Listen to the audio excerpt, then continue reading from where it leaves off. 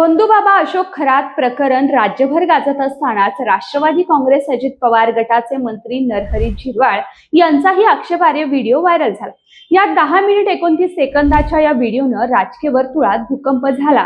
हा व्हिडिओ नक्की काय आहे, शासकीय निवासस्थानाचा यामध्ये काय संबंध आणि या प्रकरणाचा पवन यादव नावाच्या व्यक्तीशी काय संबंध आहे, हेच जाणून घेऊयात आजच्या या व्हिडिओच्या माध्यमातून। नमस्कार, मी प्रियंका आणि आपण पाहताय पुणे प्राईम न्यूज। बुधवारी 25 मार्चला रात्री सोशल मीडियावर मंत्री नरहरी झिरवाळ यांचे एका खोलीतील आक्षेपार्ह वर्तनाचा व्हिडिओ व्हायरल झाला। त्यात मटण, दारूची बाटली, एक ट्रान्सजेंडर महिला आणि इतर व्यक्ती आणि मंत्री झिरवाळ दिसत आहेत। या व्हायरल व्हिडिओत मंत्री झिरवाळ एका खोलीत सुरुवातीला टी शर्टावर दिसतात, काही वेळानं ते झोपलेल्या अवस्थेत असतात। मात्र संपूर्ण व्हिडिओत झिरवाळ झोपलेल्या अवस्थेत दिसत असल्यानं ते मद्याच्या धुंदीत आहेत का, या अवस्थेत त्यांना अडकवण्यासाठी हे षडयंत्र रचलं गेलं का, असे अनेक प्रश्न आता उपस्थित केले जातात।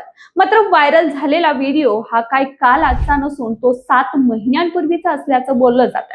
पण प्रश्न हा आहे की हा व्हिडिओ आत्ताच का समोर आला?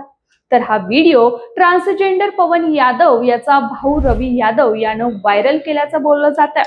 रवी यादवनं एका चॅनलला दिलेल्या माहितीनुसार हा व्हिडिओ ट्रान्सजेंडर पवन यादवनं मुद्दाम काढायला लावला असा दावा त्यानं केला।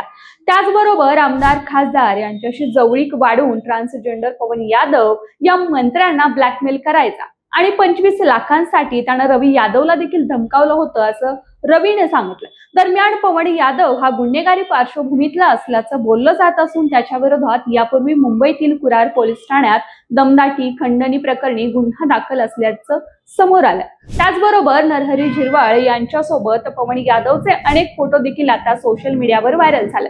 धक्कादायक म्हणजे हा व्हिडिओ व्हायरल होत असल्याची कुणकुण मंत्री झिरवाळांना लागली होती आणि त्यासाठी त्यांनी बुधवारीच दुपारीच मुख्यमंत्री देवेंद्र फडणवीसांची भेट घेतली आणि या व्हिडिओबाबत त्यांनी मुख्यमंत्र्यांशी चर्चा केल्याची माहिती सूत्रांनी दिली। मात्र ज्या ट्रान्सजेंडर पवन यादवची गुन्हेगारी पार्श्वभूमी आहे त्या पवनला झिरवाळकरांनी शासकीय निवासस्थानात आणि तेही बेडरूम मध्ये प्रवेश दिलाच कसा, असे अनेक प्रश्न आता उपस्थित केले जात आहेत आणि नेमकं त्याचे संबंध काय होते हा देखील एक प्रश्न आता उपस्थित केला जातो। या 7 महिन्यांपूर्वीचा व्हिडिओ समोर आणणाऱ्या रवी यादवनं अजून माध्यमांसमोर धक्कादायक दावा केलाय की पवननं मला खोटी केस दाखल करण्याची धमकी दिली आणि झिरवाळ यांचा हा व्हिडिओ रेकॉर्ड करायला लावला।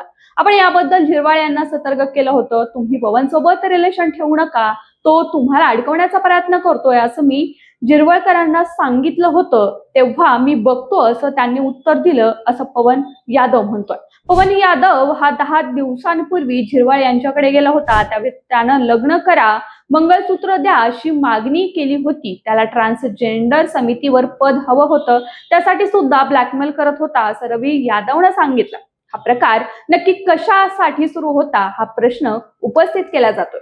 रवी यादवनं माध्यमांशी बोलताना हेही सांगितलं आहे की व्हिडिओ माझ्या फोनमध्ये रेकॉर्ड झाले होते, यात मंत्री आणि मोठे लोक असल्यामुळे मला भीती वाटत होती की हा व्हिडिओ बाहेर आला तर माझ्या जीवाला धोका निर्माण होईल, त्यामुळे हा व्हिडिओ माझ्याकडे आला आणि त्यानंतर सीपींना मी पत्र पाठवलं, पण त्याच्यावर कारवाई झाली नाही आणि आता हा व्हिडिओ मी समोर आणल्यानंतर मला धमकावलं जातंय असं रवी यादव म्हणतोय। या प्रकरणामुळे शासकीय निवासस्थानांच्या वापराबाबत प्रश्नचिन्ह उपस्थित होत आहे। काही स्तरांतून सरकारी सुविधांचा गैरवापर झाल्याचा आरोप केला जात असून या संपूर्ण घटनेची सखोल चौकशी करण्याची मागणी जोर धरते। शासकीय निवासस्थानातील फोटो, पार्टी, व्हिडिओ याबद्दल तुम्हाला काय वाटतं, मला कमेंट बॉक्समध्ये नक्की सांगा।